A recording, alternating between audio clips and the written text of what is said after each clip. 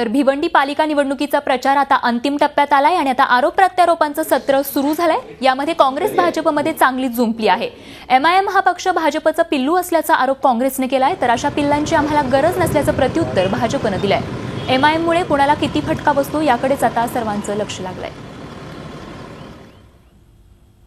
एमआयएमचा असं आहे का एमआयएम जे आहे हे भाजपचा पिट्ठू पक्ष आहे असं आमचं स्पष्ट मत आहे। कारण एमआयएम जे आहे ते फक्त सेक्युलर मताचं विभाजन करण्याचं काम अनेक ठिकाणी त्यांनी अनेक वेळे केलेले आहेत आणि ते दिसून आलेलं आहे। आस्ते आस्ते लोकांच्या आता लक्षात यायला लागलेलं आहे।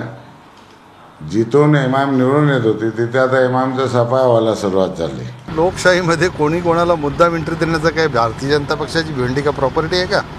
सगळे भारतीय जनता पक्षाला त्यांना असं वाटतं की हा पक्ष स्विंग होत चाललेला आहे, पक्ष वाढत चाललेला आहे, या पक्षाच्या जास्त जागा निवडून येतील म्हणून अशा प्रकारचं वातावरण निर्माण करायचं, समाजाला दिशाभूल करायचं, म्हणजे मुस्लिम समाजाला दिशाभूल करण्यासाठी त्यांची खेळी असेल। एमआयएमकडे मतं जाऊ नयेत म्हणून बरं आमचे तर उमेदवारच नाही, त्याच्यामुळे एमआयएमला आम्हाला तिथं ठेवून त्यांच्या मतांचं विभाजन होऊन भारतीय जनता पक्षाचा उमेदवारच नसला तर आम्हाला काय फायदा त्याचा? आम्ही कशासाठी एमआयएमला आणू?